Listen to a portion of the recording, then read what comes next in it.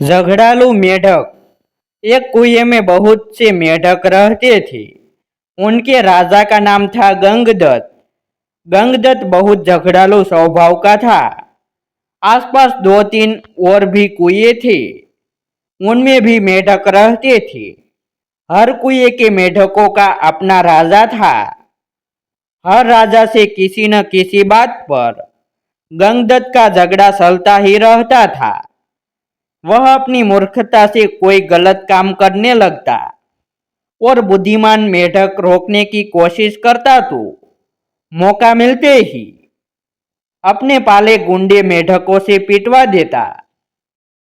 कुएं के मेढकों में भीतर गंगदत्त के प्रति रोष बढ़ता जा रहा था। घर में भी झगड़ों से चैन न था। अपनी हर मुसीबत के लिए दोष देता। एक दिन गंगदत्त पड़ोसी मेढक राजा से खूब झगड़ा। खूब तू में हुई। गंगदत्त ने अपने कुएं आकर बताया कि पड़ोसी राजा ने उसका अपमान किया है। अपमान का बदला लेने के लिए उसने अपने मेढकों को आदेश दिया कि पड़ोसी कुएं पर हमला करे।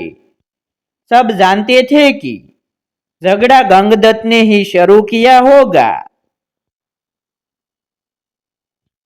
कुछ सियाने मेढकों तथा बुद्धिमानों ने एकजुट होकर एक स्वर में कहा, राजन, पड़ोसी कुएं में हमसे दुगने मेढक है। वे स्वस्थ व हमसे अधिक ताकतवर है। हम यह लड़ाई नहीं लड़ेंगे। गंगदत्त सन्न रह गया और बुरी तरह तिल मिला गया। मन ही मन में उसने ठान ली कि इन गद्दारों को भी सबक सिखाना होगा। गंगदत्त ने अपने बेटों को बुलाकर भड़काया, बेटा, पड़ोसी राजा ने तुम्हारे पिताश्री का घोर अपमान किया है।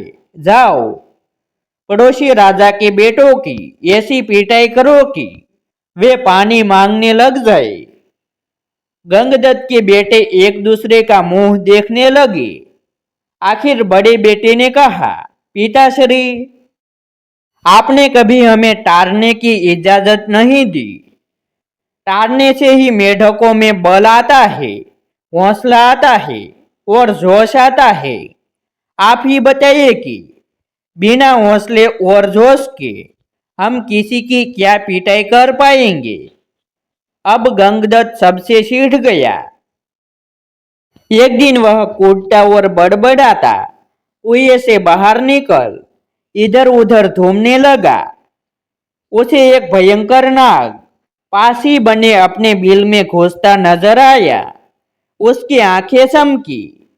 जब अपने दुश्मन बन गए हो तो दुश्मन को अपना बनाना चाहिए, यह सोच वह बिल के पास जाकर बोला, नागदेव, मेरा प्रणाम। नागदेव फुफकारा, अरे मेढक, मैं तुम्हारा बैरी हूँ, तुम्हें खा जाता हूँ और तू मेरे बिल के आगे आकर मुझे आवाज दे रहा है। गंगदत्त डराया, हे नाग, कभी कभी शत्रुओं से ज्यादा अपने दुख देने लगते हैं।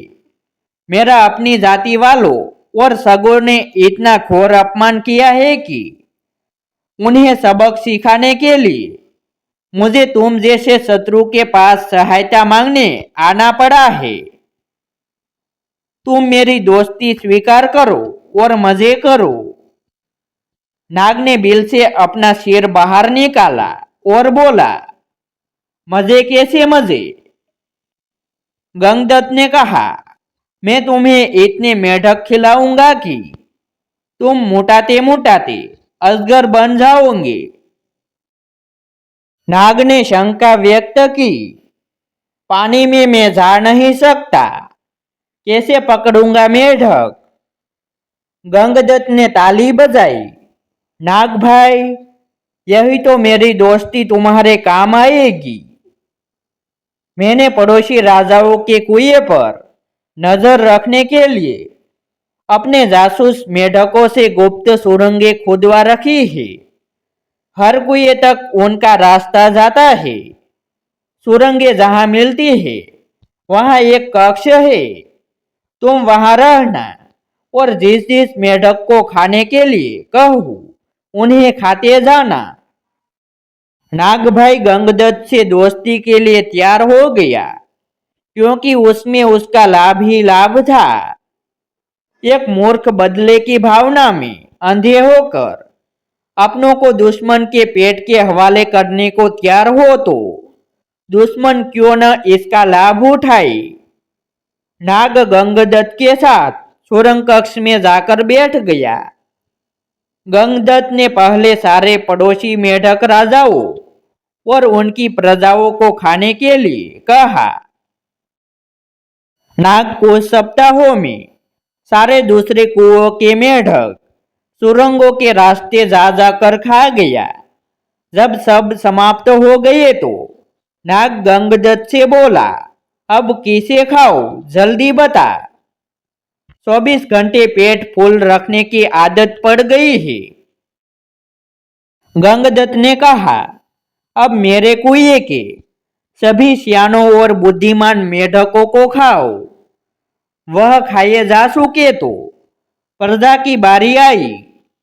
गंगदत्त ने सोचा, प्रजा की ऐसी तैसी हर समय कुछ न कुछ शिकायत करती रहती है।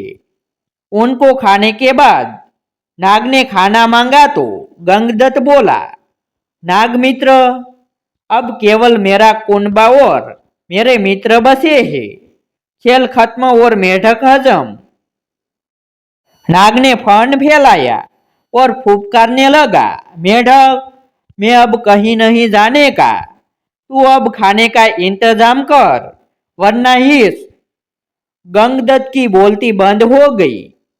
उसने नाग को अपने मित्र खिलाए, फिर उसकी बेटे नाग के पेट में गई।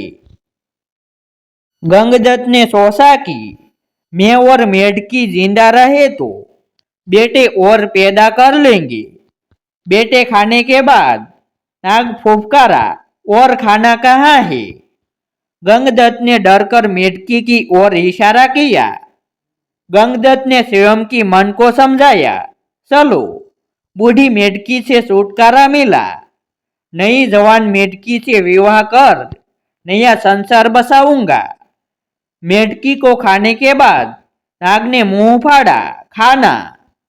गंगदत्त ने हाथ जोड़े, अब तो केवल मैं बसा हूं, तुम्हारा दोस्त गंगदत्त, अब लौट जाओ। नाग बोला, तू कौन सा मेरा मामा लगता है, और उसे हड़प गया। सीख, अपनों से बदला लेने के लिए जो शत्रु का साथ लेता है उसका अंत निश्चित है। ऐसे ही नए नए प्रेरणादायक वीडियो देखने के लिए हमारी YouTube चैनल सब्सक्राइब करें।